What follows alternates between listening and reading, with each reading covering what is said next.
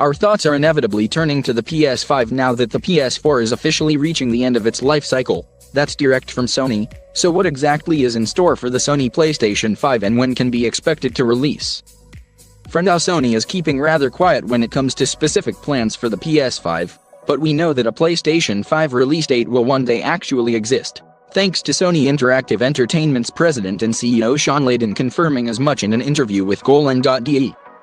In addition, Sony president Kenichiro Yoshida confirmed the company is working on a next-generation console in an interview with the Financial Times.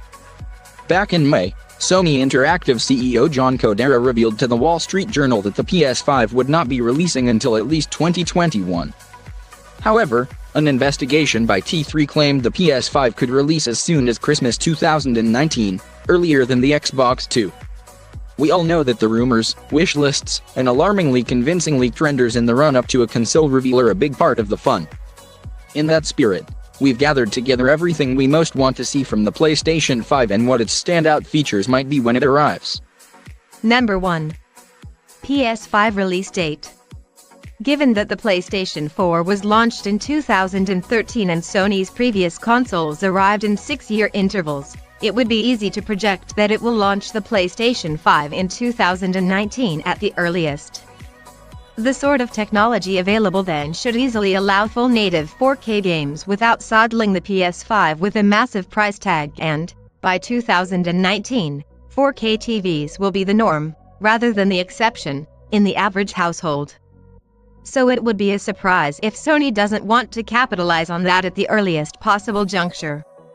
However, Kingsley points at the PS4 Pro, and reckons that could have an effect on the length of the current console cycle. It's a difficult one to judge, but overall I think it's fair to say that the overall cycle will lengthen slightly.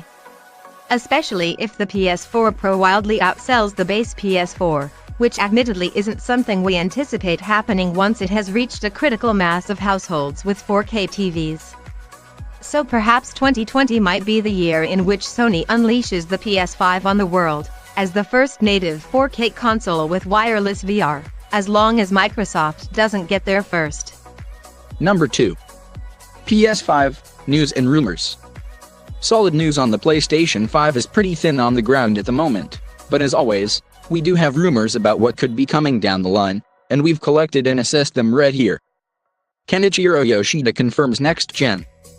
In an interview with the Financial Times, Sony president and CEO Kenichiro Yoshida said, "At this point, what I can say is it's necessary to have a next-generation hardware." Ace Economic Research Institute report. Gaming industry analyst Hideki Yasuda, from Osaka-based firm Ace Economic Research, has claimed in a recent report that the PS5 could arrive in time for Christmas 2019, via T3. The report estimates that the introduction of the PS5 will be at the end of 2019. If this is true, then it'll be a massive blow to Microsoft, who has confirmed the Xbox 2, codenamed Xbox Scarlet, will not launch until 2020. John Kodera talks life cycles. PlayStation's John Kodera has been discussing the future of the PS4 at a Sony corporate strategy meeting and, by extension, inadvertently creating space for prospective PS5 release year rumors.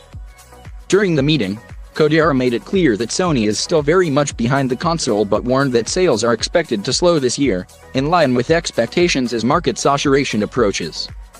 As the console gets to this point in its life cycle, it's natural to start looking forward to the next iteration. Kodera stated that the time passing from now until 2021 would be a period where Sony would hunker down, which suggests that a new big idea could be around the corner. Perhaps 2021 will be the time to expect the PS5? Number 3. PS5, the VR effect. Sony became the first console manufacturer to embrace virtual reality, thanks to the PlayStation VR, but if you examine PlayStation VR closely, and observe how it operates on the PS4 Pro, it invites speculation about how a PlayStation 5 console might take VR to a new level. Currently, PlayStation VR operates at lower resolution than the Oculus Rift and HTC Vive, but, as it stands, even its current incarnation almost pushes the base PlayStation 4 beyond its limits. Running a PlayStation VR on a PS4 Pro brings improved frame rates, which are very handy indeed in terms of the overall VR experience, But even the PS4 Pro can't overcome the resolution constraints set by the PlayStation VR headset. So it's a good bet that, presuming PlayStation VR is successful, and it already appears to be catching on, Sony will want to return to the market with a second, markedly higher tech iteration, which would provide an obvious selling point for the PlayStation 5.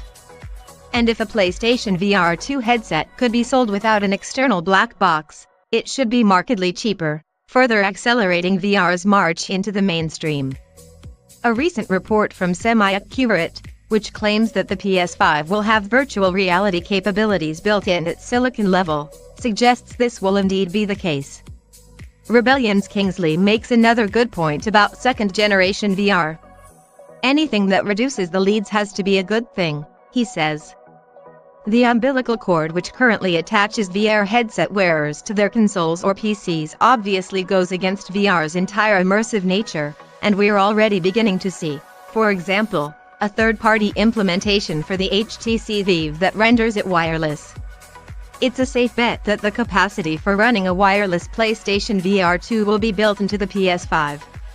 But Kingsley's PlayStation VR 2 wish list goes further. Wide vertical and horizontal field of view would be top of my list, and of course, that would require 4K resolution per eye, and high dynamic range would be great too. HDR and wider fields of view should be achievable, but sadly, we don't reckon full 4K VR is likely to be a possibility even for the PS5. As Kingsley points out, that would require 4K rendering per eye, which equates to 8K rendering overall, which we expect to be beyond the PS5's capabilities. That said, perhaps Sony will find some clever technological dodge to get around that before it releases its fifth PlayStation console.